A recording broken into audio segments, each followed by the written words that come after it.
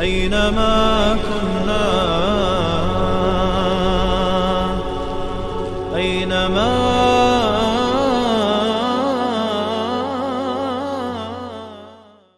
بسم الله والحمد لله والصلاة والسلام على رسول الله. اما بعد، السلام عليكم ورحمة الله وبركاته. حدیث از انس بن مالک رضی الله عنه روایت شده است. شماره حدیث در کتاب بخاری 1303 می باشد و در کتاب مسلم 2315 می باشد. انس بن مالک رضی الله عنه میگویند که با همراهی پیامبر صلی الله علیه و سلم به خانه ابی سیف القینی گذر کردیم، در آمدیم، وارد شدیم که این آهنگر بود و پیامبر صلی الله علیه و سلم پسری داشتن نامش ابراهیم. در خانه او همسر این آهنگر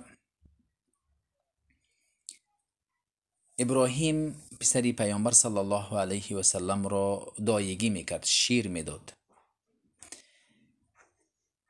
اما وقتی که پیامبر صلی الله علیه و سلم به خانه این در آمدند، پسرشان ابراهیم لحظه های مرگش بود که نفس را چقور میکشید. پیامبر صلی الله علیه و سلم بوسه کردند و او را بوی میکردند. سپس انس ابن مالک میگویند که وقتی که مایان در آمدیم، ابراهیم را دیدیم که لحظه های مرگش بود. پیامبر صلی الله علیه و سلم اشک های چشمشون میریخت. سپس عبدالرحمن ابن عوف گفت: ای رسول خدا، شما گریه میکنید و انت یا رسول الله، تو نیز گریه میکنی؟ گفت.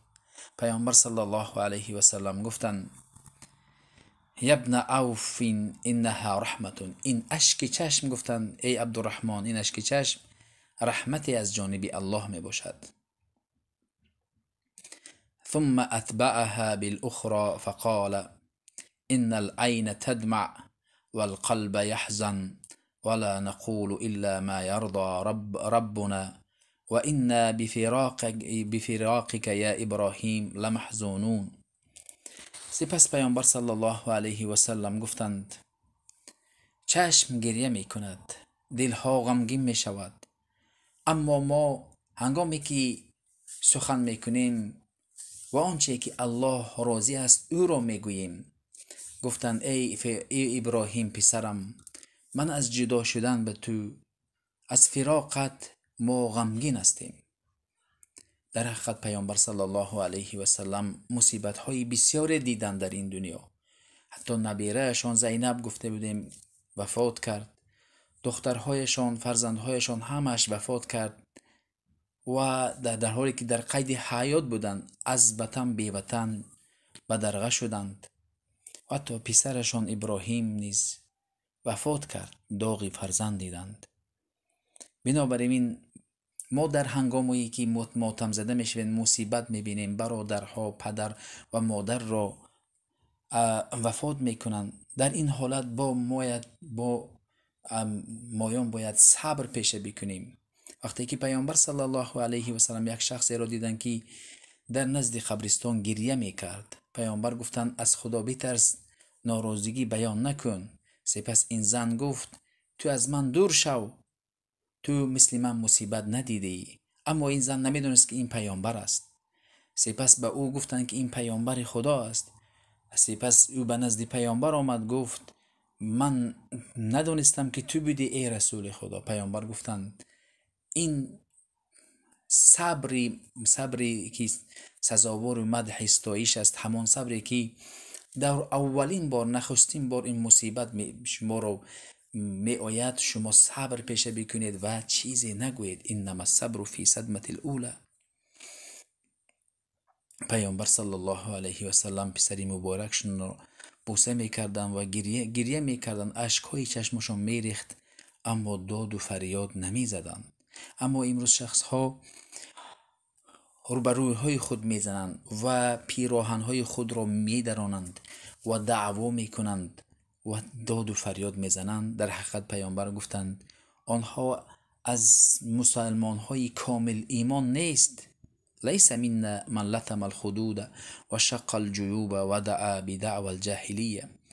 برعکس پیامبر الله در حدیث قدسی میگوید، پیامبر میگویند که یگان بنده ام رو اگر من به او مصیبت عطا کردم، مصیبت آمد از جانب من در سرنوشت او اگر مصیبت نوشته باشم، اگر او یکی از فرزندانش یا برادرش یا دیگر نزدیکانش رو وقتی که جانش رو قبض بکنم، سپس او صبر پیشه بکند و اجر پاداش این مصیبت رو از من انتظار شود، من عوضش را بهشت جاودان را بر او وعده میکنم. ببینید با این صبری که شما میکنید و اجر پاداش رو از الله انتظاری میکشید، الله بر شما بهشت را عطا میفرماید. بنابراین و بشر الصابرین الذين اذا اصابتهم مصیبه قالوا انا لله و انا الیه راجعون. خوشا به حال کسانی که هنگامی که مصیبت میاد بر آنها میگویند که ما ملک الله هستیم، بازگشتیم ما به سوی الله، صبر پیشه میکنند. این بود شرح مختصر این حدیث. السلام علیکم و رحمت الله و برکاته.